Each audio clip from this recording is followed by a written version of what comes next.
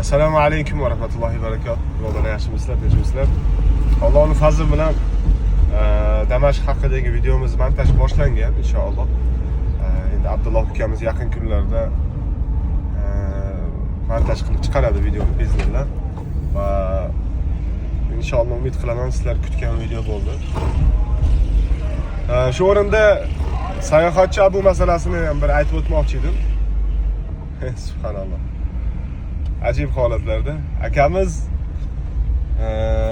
tuhmat qilib meni nima qilishdi, hakkerlik hujumi uyushtirib Suriya haqidagi videomni o'chirib yubordi deb yolg'on gapirib chiqdi. Biz u videolarni davno sketchat qilgan edik.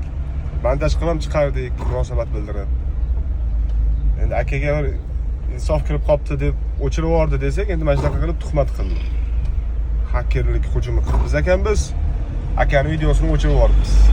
Aka xohlasa videosi turibdi bizda, tashlab beraman, boshqatdan yuklab qo'yasiz, muammo yo'q.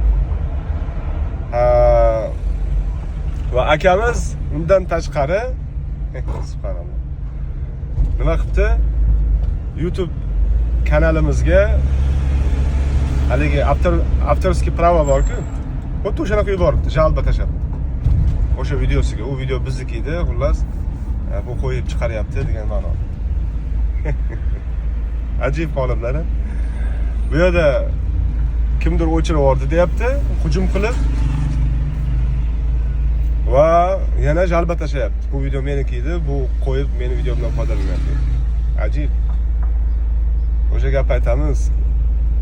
Agar Allohdan hayo qilmaydigan bo'lsang, bilganingdir.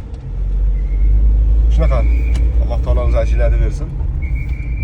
Damashq haqidagi videomizda Suriyaga kelish masalalari, aeroportlar ishlayaptimi, ishlamayaptimi, to'liqroq ma'lumot berishga harakat qilganmiz. Endi albatta kamchiliklari bo'lgan bo'lishi mumkin Damashq haqidagi videomizda. Lekin inshaalloh boshqa yana bu to'xtab qoldik degani emas. Oldinda ko'plagan videolarimiz turibdi, ko'plagan planlarimiz bor. Inshaalloh mana shu videolar orqali sizlar istagan ma'lumotlarni berishga harakat qilamiz. Biz bilan birga bo'lsanglar bo'ldi. Alloh ajrlab bersin. Assalomu alaykum.